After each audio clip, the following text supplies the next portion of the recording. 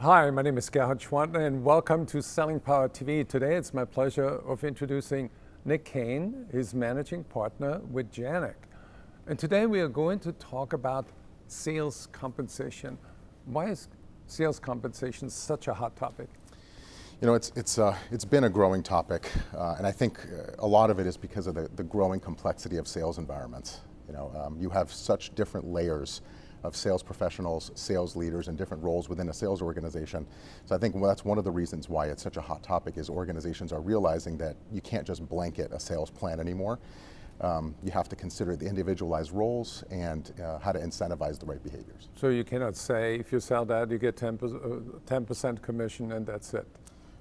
No. So what are the trends that you're seeing? So there's a couple things that we're seeing. One is definitely around role specialization and making sure that you consider aligning the plan to the roles and responsibilities of the different levels within a sales organization. Right. I think that's one. Another one that we see is the increased need for transparency within the plans. And I think a lot of that is due to just the growing millennial workforce. Millennials want to have information, they want to understand the why behind things. And I think there's just more and more of a need for transparency, clarity, simplicity, and making sure that the plan is very clear and concise. So you've analyzed a lot of companies. Give me an example of compensation plans gone wrong. Yeah, so there is one organization that, in particular, that I can speak to. We worked with a large digital marketing company recently. And I think they took a very much a blanket approach to their sales comp plan. They were paying sort of a flat commission. They were paying way too much on the top end. Sales professionals were exceeding income that was unreasonable for what they were producing. And they had difficulty adjusting that plan and changing that plan because there was a legacy to it. It was something they were used to, and they had too much power was in the hands of the sales professionals. So that was a big challenge. We came in, provided a consultation, and helped them change that approach to be more in line with winning comp plans today. And what was the response? The response was very good overall, right? I think a lot of it comes down to the plan itself, as I mentioned earlier, has to be concise, has to be transparent. But the communication plan regarding the plan itself is just as important as the plan. Right. How you roll it out, how you manage that change, how you explain the why behind it.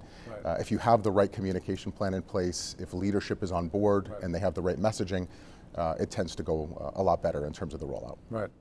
What is the single item that most organizations overlook when it comes to designing a comp plan? So I think of two things. I think one is don't over-engineer the comp plan, right? Don't make it too complex. Don't make it so difficult for a sales professional to understand the workings of it and help them understand how the plan works itself. I typically will suggest clients to include a calculator or something that makes it easy for them to clearly understand and compute what the outcomes can be. I think that's one. I think the other is don't get locked in. I think a lot of organizations have a tendency to be concerned about making adjustments, and I'm not suggesting to change it all the time, right. but I think it's absolutely okay to not get locked in, review things annually, zero-base the plan, see where you guys are, and ultimately, if things need to change to drive the right performance, then right. changes are needed. So be agile, make it more flexible. Is a short-term plan more effective than a medium or long-term plan? What's your experience? I think ideally it's a mix of all of those things. Okay. I think a long-term plan is important depending on the sales process right. and the length of the sales cycle. I think short-term incentives can be really motivating as well, right? Depending right. on incentivizing leading indicators versus lagging right. indicators. So I think there is opportunity for that. Right. Is there any quick best practice that everybody can apply for a quick win? I think it's all individualized, but I would say simple is better. Concise is better, make it clear. If you can stick to those principles consistently, you'll end up with a winning comp plan. Right.